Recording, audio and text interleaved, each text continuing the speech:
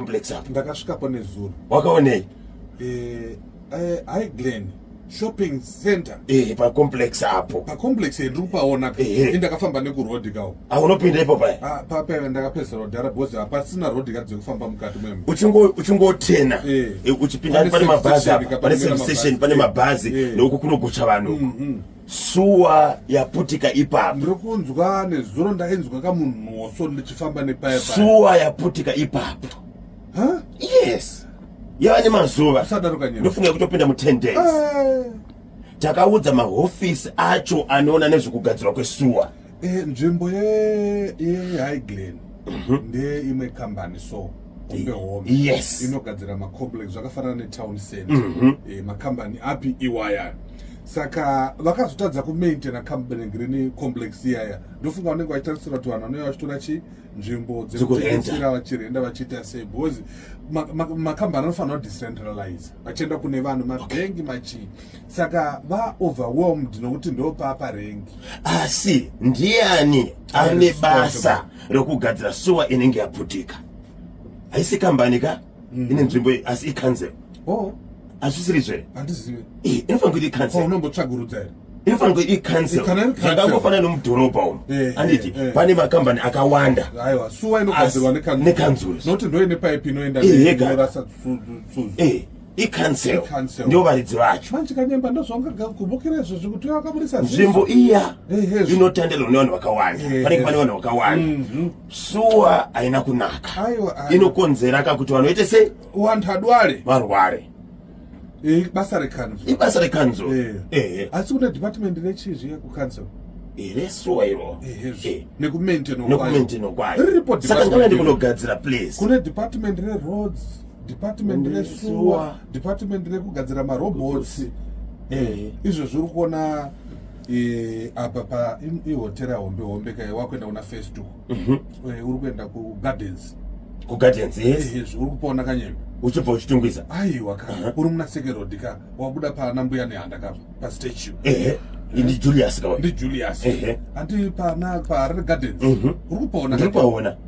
Izvo zvezvo ndo pane office hombe dzekanzuro ka. Ipapa right apa. Vasiya pesi pape yarenge makombi.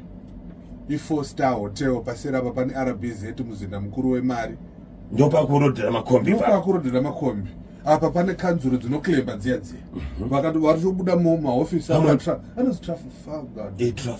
Trafalgar ameno. Iyoyo inotori nemaresidence negreen maquarters iko pamusoro paya. Pamwe wakapiwa kuti vashandire ipapo makombi. Ipo pano pahotera. Ameno. Kweta renge makombi. Pamwe. Fambira kanyaya dzacho. Dzinogofambirwa seko nyaya vanhu vanzwa nekudzitaura. Fambira kanyaya dzacho. Kuti kosei kanzuro kuregerera makombi achilodha pahotera. Iwewe basa rako manje ndirekutsvaga mutauriri wekanzuro. Utaure naye. Ariko. Ariko. Anonzana? Ariko. Anetwa yani. Ariko. Kanyemba. Mira kandimutsvage kazina rake. Ndiye watiri kufuna kaumwe. Saka anetwa yani. Ungaite basa usingadziwi kuti ndiani. Ko akhala kachideme penota. Ndiye watikadziwa kakanyemba. Pakazambira munango. Ariko mutauriri wekanzuro. Andizive. Hazvina basa kuti munotarisa kuti izvo zvandiri kuona kuti vanhu parikushandira mudhara Jesus paya pane mufana akauya ipapo akapuhwa 2 years. Handiri kuona. Ndiriuzvazvo. Izvozvizvo akangoenda kudare mhosva yako ere kufamba murodhi isiriyo makore mairi zvichikwira. Kana wanyarwa community service vanhu vari kuvharirwa. Kana kutorerwa chitambi. Saka uri kuona basa riri kuitwa nemapurisa rakakura. Harare. City of Harare spokesperson Mr. Stanley Gama. Ndi Stanley. Kona Mr. Stanley Gama. Mtimi munofanira kunge muchiona nezvepia. Saka iwe unofanira kuabvunza. Andizvozvo. Saka mangwana walito kuti Stanley Gama waita. Baba ifiza. Kanyemba. Baba ifiza. But uri kuona pandiri kukuza ka. Ndiri kupaona ka. Makombi. Mazoe grandero. Makombi. Ari kungotorera pesa. Ari kufamba nemuna Julius Nyerere. First Street. Makombi anenge achifamba na First Street. Makombi. Akungolodhera pese. Ko department rinoona nezvema traffic lights. Traffic light madonhero akaita ka muHarare. Riri pa department. Riripo shamwari yako ndo kwanoshanda nomuziva. Makanyire Marvelous Makanyire. Marvelous Makanyire ndo kwanoshanda. Yeah, ngotira ba. But naso ne birthday kayo. Ndina.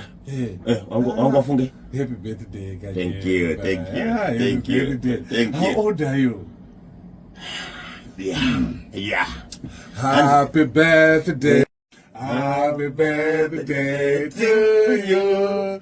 Happy birthday to you, KB. Happy birthday to you. How old are you now?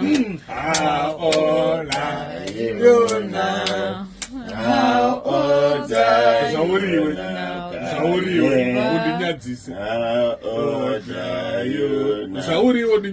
Very old. Huh? Very old. How many old? Very How old. many years? Very old. Kanyem, Yes. who is your girlfriend? Huh? Who is your girlfriend? Who is your girlfriend? Ukumbuka? Who Who is your girlfriend, Kanye? Who is your wife? Girlfriend. National FM. You look like a monkey. But thank you, Blavis.